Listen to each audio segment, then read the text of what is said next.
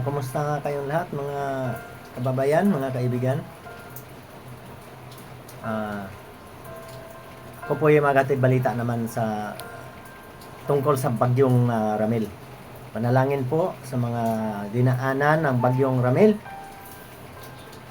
Bagamat hindi ganong kalakas ang kanyang dalang hangin, ang sabi po ng pag-asa ay maulan po. Isang maulang linggo ng umaga, October 19, 2025, isang mabagyong umaga. Mga kaibigan, ayun na nga ang video ko nung nakaraan. Ang bagyong Ramil, pabago-bago ang kanyang direksyon. Akala nung una pataas, ngayon po bigla pong bumaba.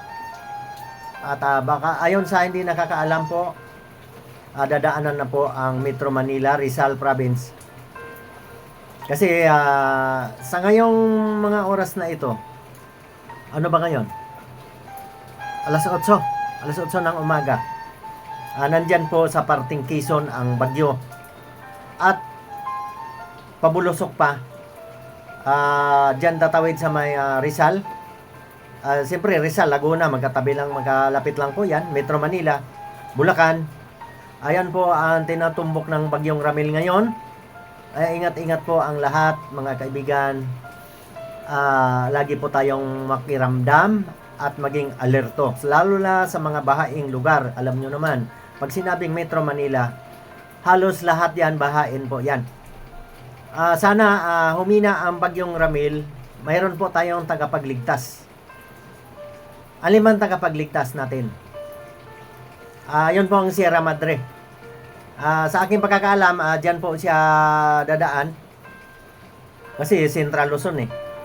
Hagip lang ang Rizal, Metro Manila. Ano kasi mga kaibigan, ang Rizal Province, katabi na yan mismo ang Sierra Madre. Nakapunta naman ako dyan. Sa may Daranak.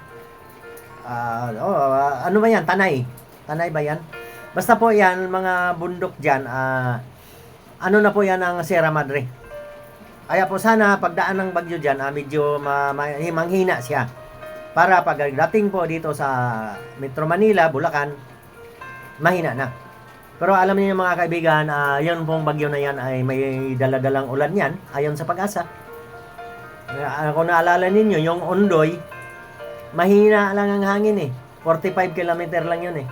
Pero napakadaming dalang ulan.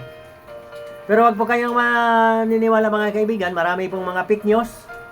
Sinasabi pa nga na Lunes walang pasok kasi magiging super typhoon ang bagyong Ramil. Hindi po siya magiging super typhoon. Hanggang 90 kilometers lang ang kanyang lakas per hour. Ibig sabihin, hindi naman kalakasan ng hangin pero ingat pa rin ang lahat kasi may dala-dalang ulan yan. Yung mga bahaing lugar, yung mga bulubundukin naman ay guguho po yan. Ingat po ang lahat. Sige, sana lagi ako makapag-ambag sa inyo ng kaalaman. At alam mo, walang magaling sa atin ngayon kung hindi manalangin, magdasal at mag-ingat sa mga kalamidad. Ingat po tayo palagi. Babala ha. Bago matanghali siguro, dadaan ng Metro Manila, Laguna. Pero hindi naman kalakasan ng hangin, pero maulan yan mga kaibigan. Ingat po tayong lahat. Maraming salamat sa inyong suporta.